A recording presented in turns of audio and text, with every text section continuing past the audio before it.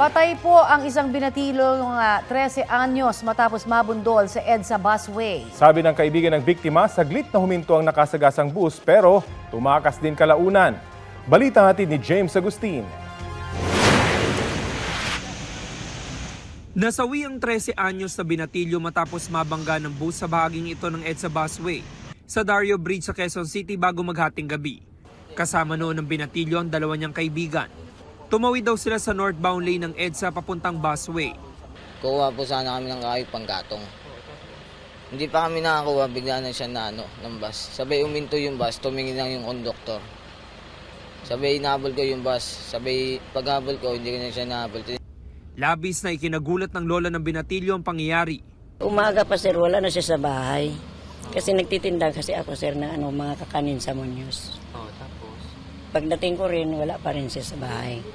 Ang ikinasasama raw ng loob niya, tumakas pang nakabanggang bus driver. May mga anak din naman sila, may mga apo naman po sila. Ba't ganun tinakbuhan pa nila? Ba't di naman nila po sir? Kahit naman lang dinampot lang naman nila yung bata sir. Sana lumitaw naman po siya. Pagpakita naman po siya. Iniimbestigahan na ng QCPD Traffic Sector 6 ang insidente. Nangangalap din sila ng mga CCTV footage para matukoy ang plaka ng carousel bus na nakabangga sa binatilyo. James Agustin, nagbabalita para sa GMA Integrated News. Natikita ng ilang motoristang dumaraan pa rin sa EDSA busway kahit bawal.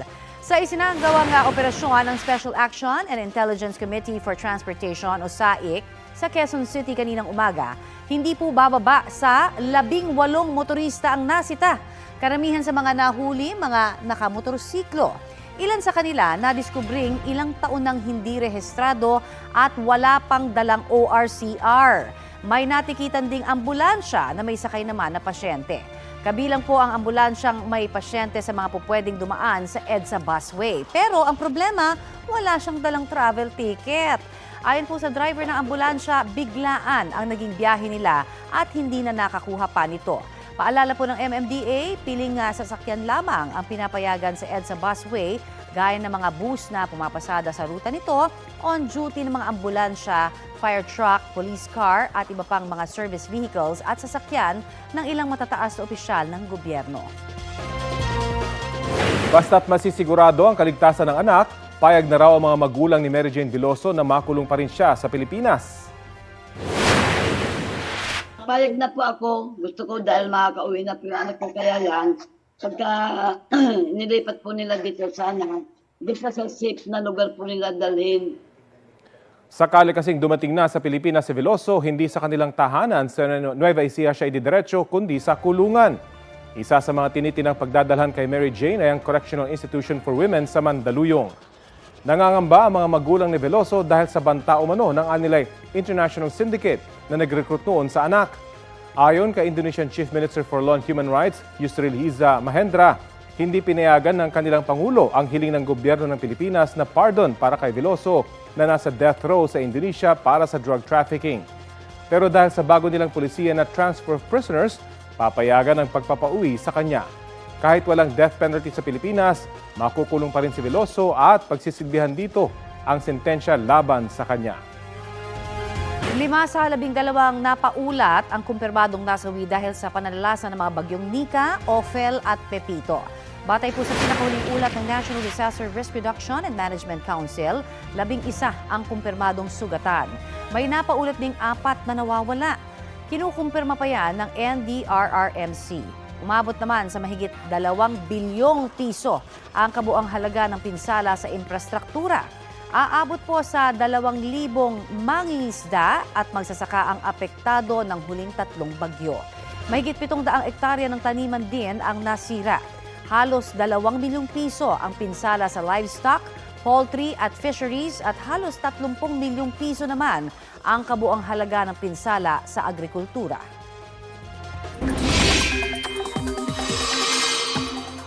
Isang bagong sama ng panahon ang posible nating babantayan bago matapos ang buwan ng Nobyembre. Ayon sa Pag-asa, posibleng magkaroon ng bagong low pressure area sa kalagitnaan ng susunod na linggo. Inaasahang papasok sa Philippine Area of Responsibility ang potensyal na bagyo. Maapektuhan nito ang Southern Luzon, Visayas at Mindanao. Sa ngayon, hanging amihan ang nakaapekto sa extreme Northern Luzon habang easterlies sa nalalabing bahagi ng bansa. Ngayong Huwebes, nakapagtala ang Pag-asa ng 16.5 degrees Celsius na minimum temperature sa City of Pines sa Baguio.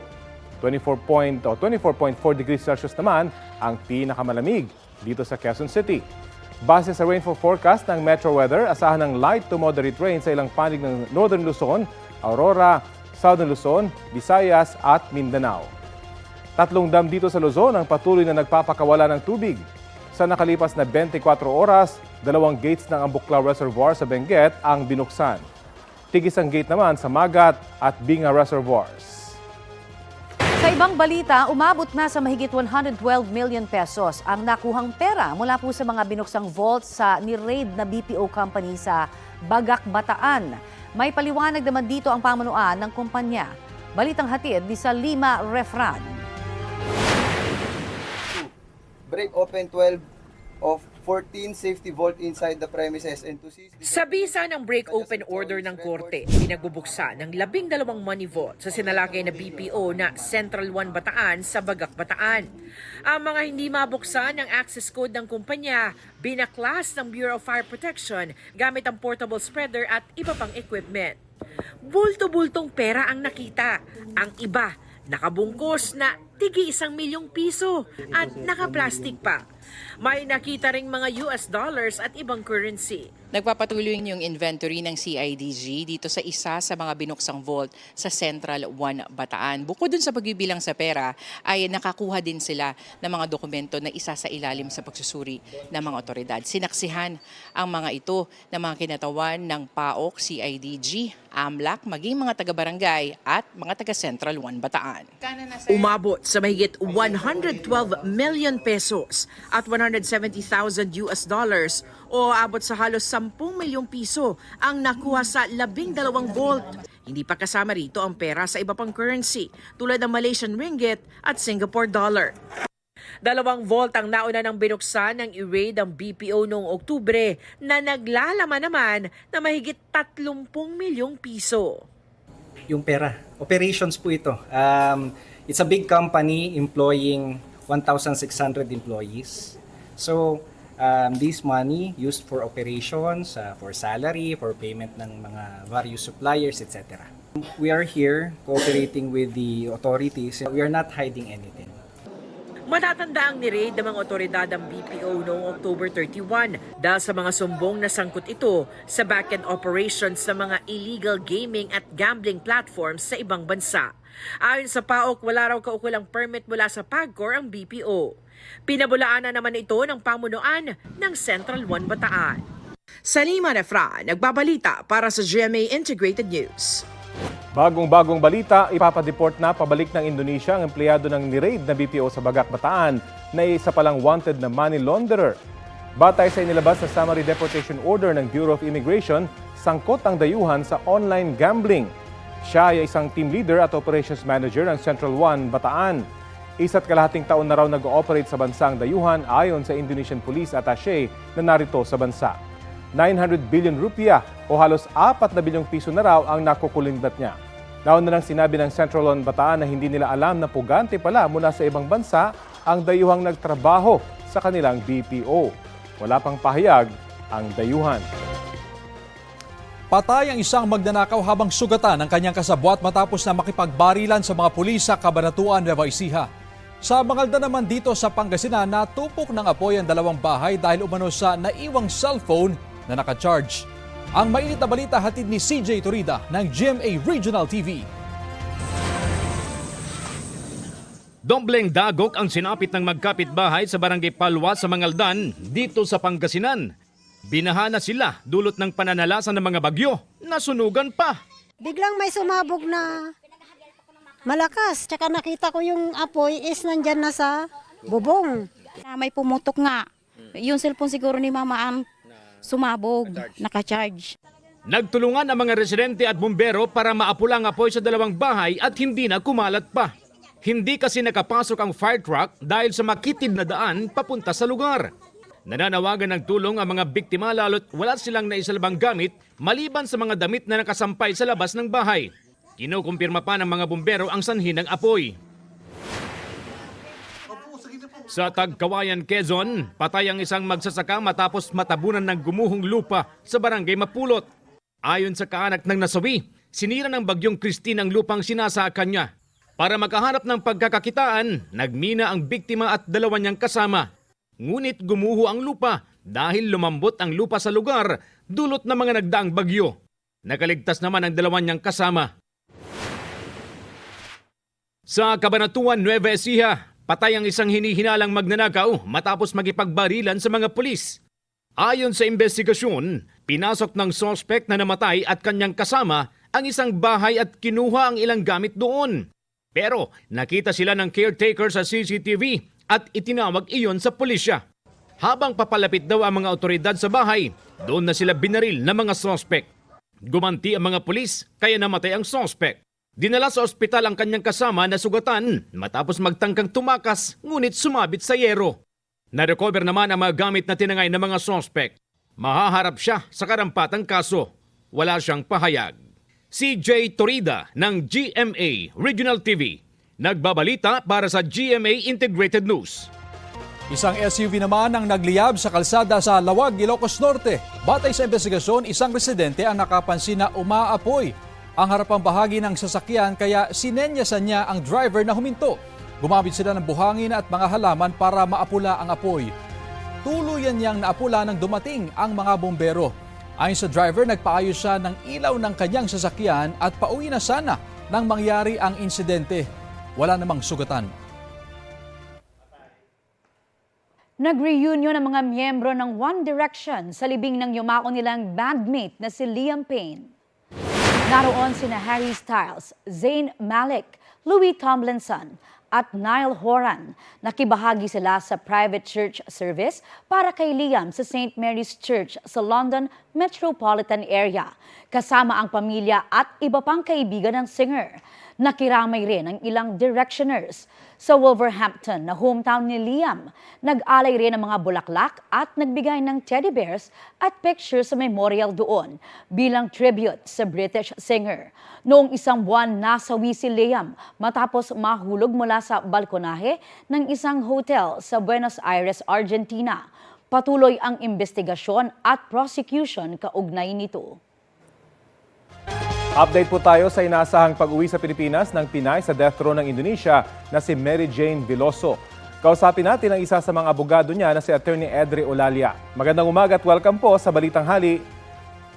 Ay, magandang umaga, Rafi. Good to hear you again. And si Connie ba kasama? Opo, si Connie po. Pakilinaw lang po, personal na bang naabisuhan o nakausap ng pamahalaan yung pamilya ni Mary Jane Veloso?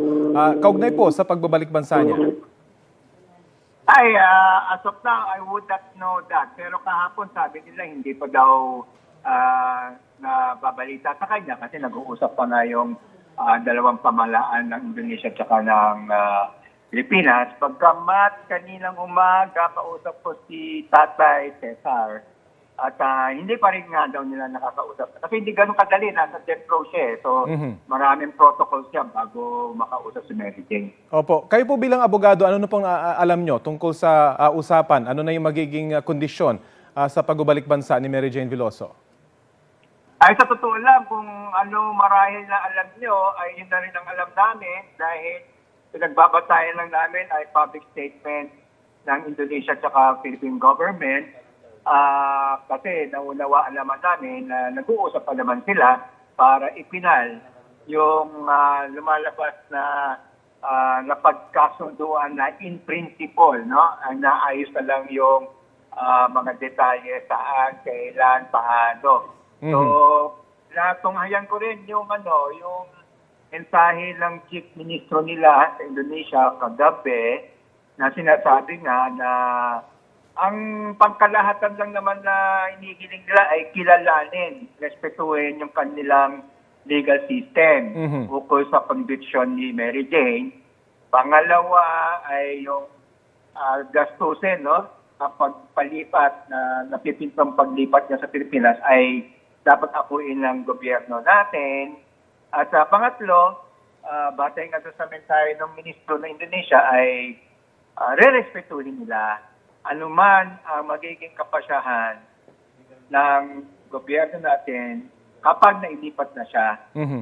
Kasama na dyan yung posibilidad o prerogatiba na bigyan siya ng clemency. So talagang may negosasyon pa pong nangyayari pero premature pa po bang na-announce kasi hindi pa pala planchado lahat pero na-anunsyo na mapapalaya na siya. Dahil ho ba dito sa anunsyo ng Indonesia na meron silang pulisiya ngayon na pauuwiin sa kanilang bansa yung kanilang mga preso na nasa loob ng Indonesia? Hindi naman siguro premature kasi I would not dare to say na maglalakas loob ang ministro ng Indonesia, pati na yung Pangulo ng Pilipinas at ang DFA na papauwi na siya. Kasi meron naman kasulatan yung ministro ng Indonesia, press statement nila, na kinokonsidera nga nila yung transfer of prisoner ay nag-uusap na lang. May mga formalities kasi, no? So tingin ko naman ay hindi na mababago. Yung detalye na lang ang tingin ko, ano talaga yung mga detalye na dapat pag-usapan. Mapag-uusapan din po ba rito kung hanggang kailan pwedeng makulong itong si Mary Jane Veloso? Gayong walang death penalty dito po sa Pilipinas, hindi ho ba? Meron ng lifetime imprisonment. Meron ho bang equivalence yun pagdating sa mga batas sa Pilipinas? Wala, kasi ang death penalty, singular penalty ang tawag ng mga abogado dyan. Opo. Hindi mo pwedeng hati-hatiin, hindi tulad ng ibang kaparusahan ng pagkapiit na may mga ranges yan, no? Minimum, maximum, minimum, medium, maximum. Wala. So, ang pinakamalapit na kaparusahan ay yung tinatawag na reclusion perpetua. Hindi naman siya habang buhay tulad ng life imprisonment. 40 years po yun, 40 taon. Opo. Pero hindi ko sinasabi na dapat yun ang ibigay. No? Sinasabi ko lamang na mismo yung pahayag ng ministro ng Indonesia ay nagbuka na ang gobyerno ng Indonesia na ipasa na yung responsibilidad. Nandun nakasulat na bigyan siya ng clemency kung gugustuhin ng ating pamalaan. Okay. Ang laking pagbabago nun mula sa napaka-seated na posibilidad na bigyan siya ng clemency yan. Mismo ng Indonesia. Nireject na po yun Opo. So pinapasa na po yung responsibilidad sa ating gobyerno. Okay, po. so ang malinaw, babalik ho itong si Veloso, hindi natin alam kung kailan at may posibilidad na mapalaya siya ng Pangulong Bongbong Marcos kapag siya nakulong na sa Pilipinas. Oo, kaya nga nilimok natin at itutulak natin na bigyan na nga siya ng talagang lubos na paglaya pagdating na dito. At magdi-Disyembre, usually ito po yung mga panahon na nagbibigay ng pardon ng Pangulo ng Pilipinas. Maraming salamat po sa oras na ibinahagi niyo sa Balitang Hali. Ay, salamat din, Rafi and Connie. Si Attorney Edri Olalia. Pinapa-verify na ng Kamara sa Philippine Statistics Authority kung tunay na mga tao ang nakapirma sa mga resibo mula po sa Office of the Vice President at Department of Education. Yan ay matapos maungkat sa pagdinig ang mga questionable umanong pirma sa ilang dokumento ng isang Kokoy Villamin. Balitang hatid ni Marisol Abduraman. Sa pagpapatuloy ng pagdinig ng House Committee on Good Government and Public Accountability, lumalabas na hindi lang si Mary Grace Piatos ang questionable umunong pangalang nakapirma sa acknowledgement receipts ng Office of the Vice President. Ang isang resibo, pirmado ng isang Kokoy Villamin. Siya rin ang nakapirma sa isang resibo ng Department of Education, pero iba ang pirma sa dalawang AR. On the left side, with black ink, that's from the OVP. On the other side is from DepEd. Okay, pakibasa po yan, yung pangalan din po dyan sa DepEd. Parang parehas po, Mr. Chair. Parehas po, no? Yes, Mr. Chair. It's very obvious, Mr. Chair, na hindi lang po si Mary Grace Piatos ang nakita po nating questionable.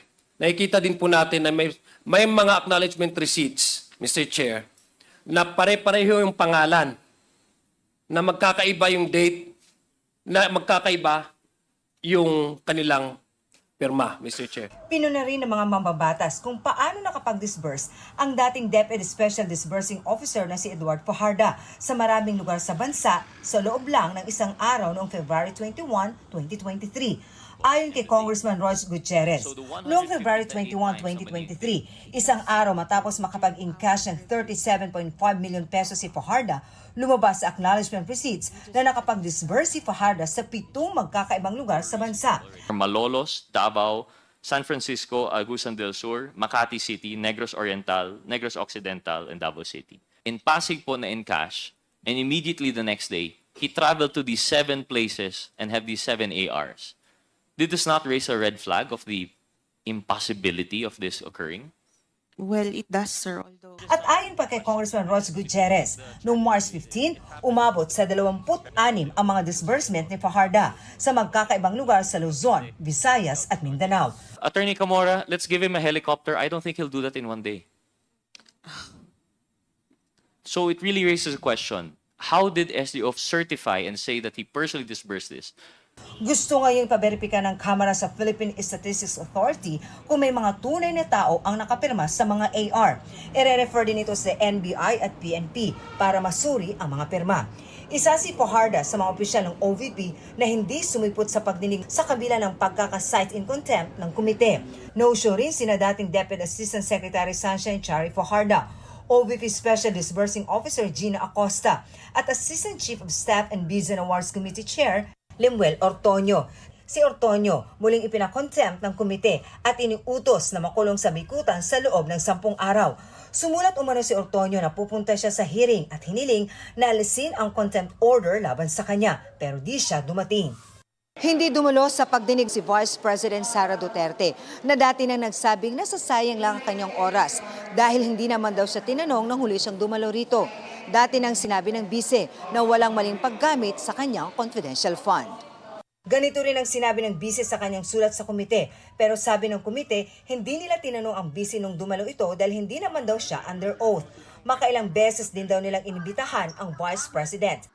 Ang dumalo sa hearing, Chief of Staff ni VP Sara na si Artine Zulaika Lopez. I am purely handling, as I mentioned, operational concerns. Although I would wish to answer really respectfully as regards the matter of the confidential expenses, it is something that I have not really been privy to from the very beginning.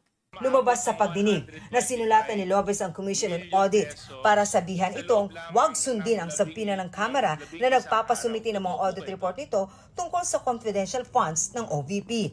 Sabi niya, alam daw ito ni Vice President Sara Duterte. That letter does not in any way seek to undermine the power of Congress. It is simply a request to the Commission of Audit, given that there is still an ongoing audit investigation. That's why we requested that since hindi pa naman po natatapos yung audit, hindi naman po din tama na ibibigay na muna yung ganung documents. But Attorney Lopez, that is not a call for you to make. Right? Your Honor, it was precisely because you are the agency that is being investigated. You're asking another agency not to cooperate with Congress when an ongoing investigation is happening. Cited in contempt si Lopez dahil dito. I truly apologize if there was something in that letter that slighted you on a personal note. It was not my intention, Your Honor. And I would like to request to the members of the Honorable Committee to lift that contempt order or to reconsider and grant my request, Your Honor, not to cite me in contempt. We will have the next meeting on November 25, Mr. Chair. So I move na until November 25. Which is on Monday. Yeah. May we request the Sergeant at Arms to arrange a room dito lang po sa vicinity ng House of Representative. Sa press conference, tumanggi si VP Sara na magkomento kaugnay sa acknowledgement receipts na kine-question sa Kamara.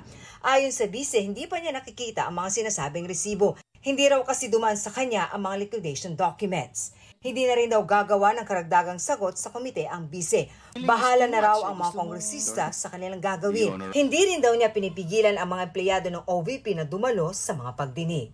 Insufficient daw and hindi nila tanggapin. So hindi na rin ako nagsabit. Hindi na rin ako nag-asayan gumawa pa ng affidavit. assets. So, padayon lang sila sa ilahang gibati. O padayon lang po ng bagyo sa ilahang bagyo sa pag-agi din sa ato. Wala po lang BPN dahil aatin po ba kayo sa next na hearing? Well, it remains to be seen, sir, no? Sa pagkakaroon, case-to-case basis may kung depende kung kinsay dunay madawat na invitation. Marisol Abduraman, nagbabalita para sa GMA Integrated News. Pumunta si United States Secretary of Defense Lord Austin III sa Command and Control Fusion Center ng AFP Western Command sa Palawan. Nakasama niya sa pagbisita si Defense Secretary Gilbert Chodoro.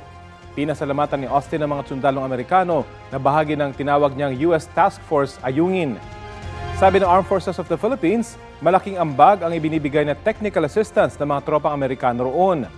Nakatutulong daw ito sa mga aktibidad ng ating militar para protektahan ang interes ng Pilipinas sa West Philippine Sea.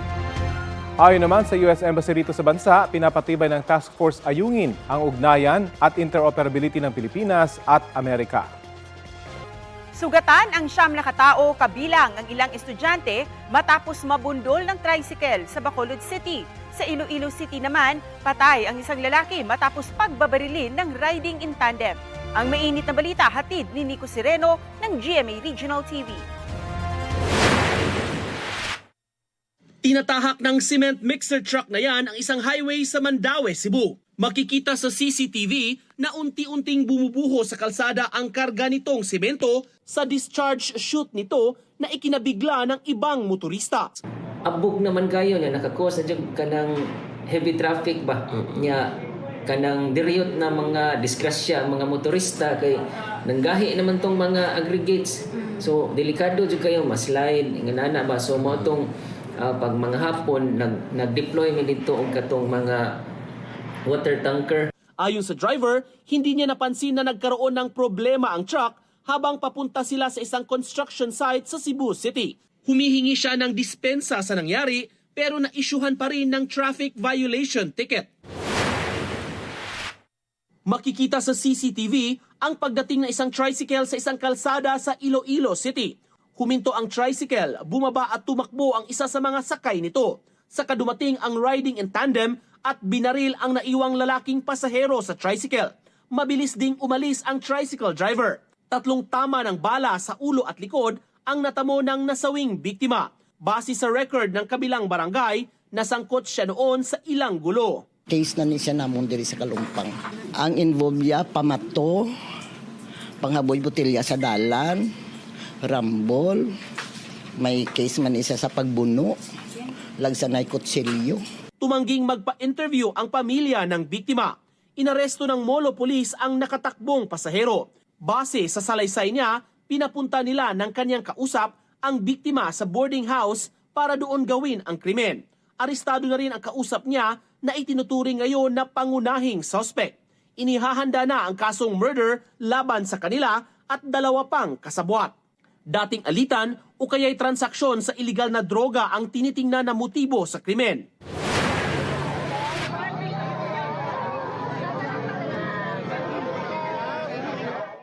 Maririnig ang pag-iyak ng ilang estudyante at magulang nila na naaksidente sa harap ng Sumag Elementary School sa Bacolod City.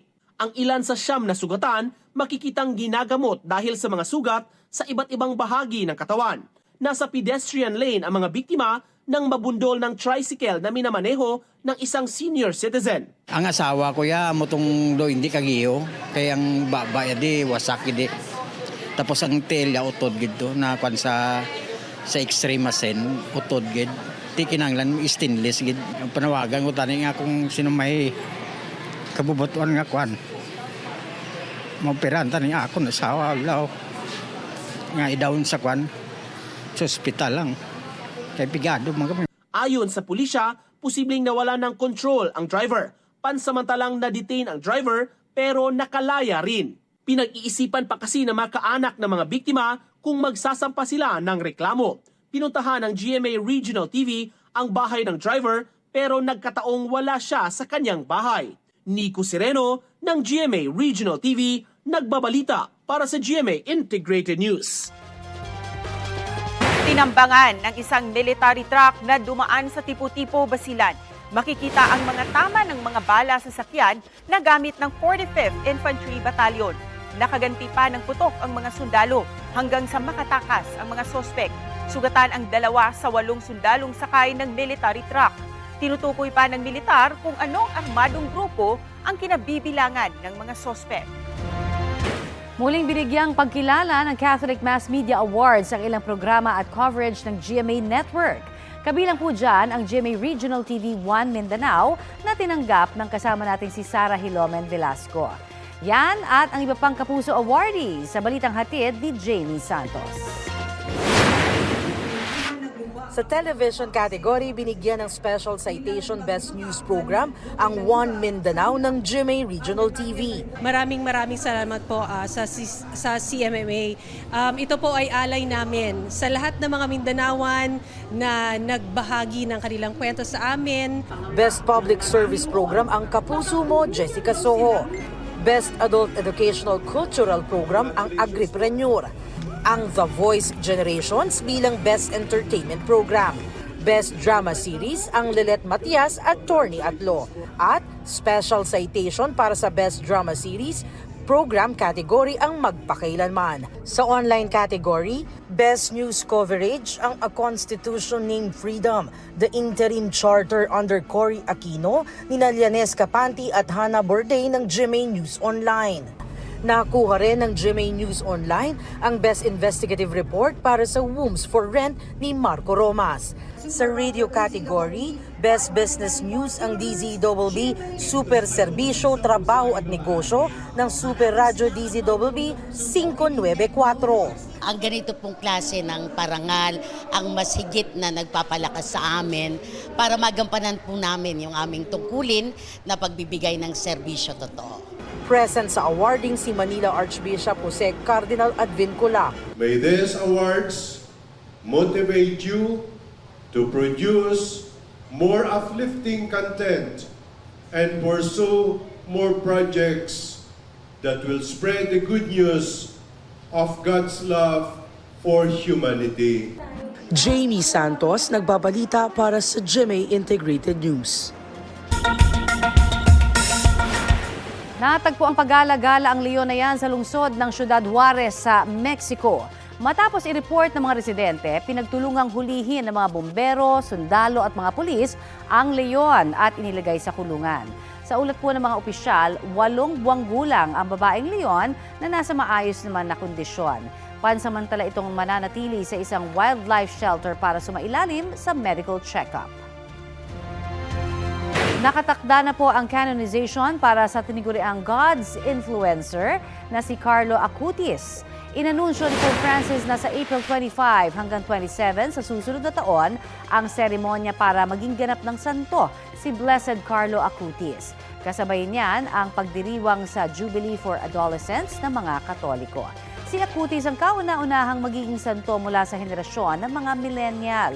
Noong nabubuhay pa siya, ginamit niya ang kanyang computer skills para ipakalat ang pananampalatayang Katoliko. Namatay si Acutis sa Italy noong 2006 sa edad na 15 dahil sa leukemia. Nanawagan ng OPM band na AGs na tigilan na ang pagpapakalat ng maling impormasyon kaugnay sa pagkamatay ng isa sa mga vocalist nitong si Mercy Sunot. Ayon sa banda, hindi totoo at walang bisyo si Mercy. Taliwas sa mga usap-usapan na ito ang dahilan ng kanyang pagkakaroon ng cancer na kanyang ikinamatay. Wala rin daw anumang panayam ang kapatid ni Mercy na si Juliet laban sa kanyang kapatid. Hiling ng banda, respeto para sa yumaong singer at sa kanyang pamilya na nagluluksa ngayon. Nitong Lunes nang i-anunsyo ng AGs ang pagkasawi ni Mercy. Ito na ang mabibilis na balita.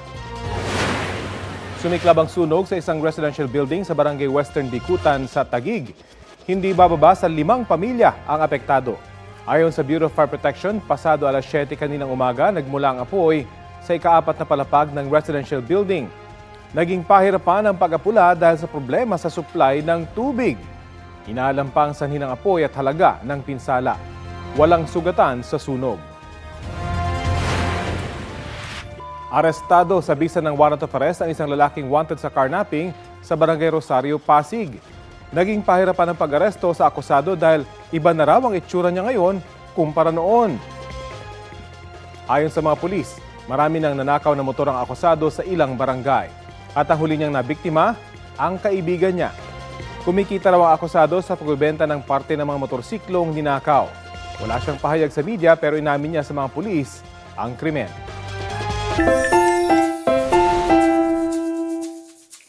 Piyesta ng laugh trip ang isang baboy sa Coronadal, South Cotabato dahil sa kanyang kaaway. Hyper mode ang alagang si Bacon, oras na makakita ng walis. Animoy nuk-nukan ang inis sa walis. Ginadji pa yan sa pagtakbo, maabutan lang ang kanyang mortal enemy. At nang maka one-on-one ang walis, ting-ting, ready si Bacon na makipag-wrestling. Viral online ang video with 1.7 million views. Trending! Mga kapuso, sa December 16 na po ang simula ng Simbang Gabi. Kaya naman, inanunsyo na ng Manila Archdiocese ang ilang alituntunin tungkol dyan. Hanggang alas 5:30 ng madaling araw lamang daw dapat ang pinakahuling Simbang Gabi. Pwede naman magkaroon ng anticipated Simbang Gabi, maliban na lamang yung mga para sa Lunes. Kapag daw kasi araw ng linggo ay panglinggong readings pa rin ang babasahin sa evening masses. Ayon din sa Archdiocese, kailangan ng permiso ng arsobispo ang mga simbang gabi na gagawin sa labas ng simbahan.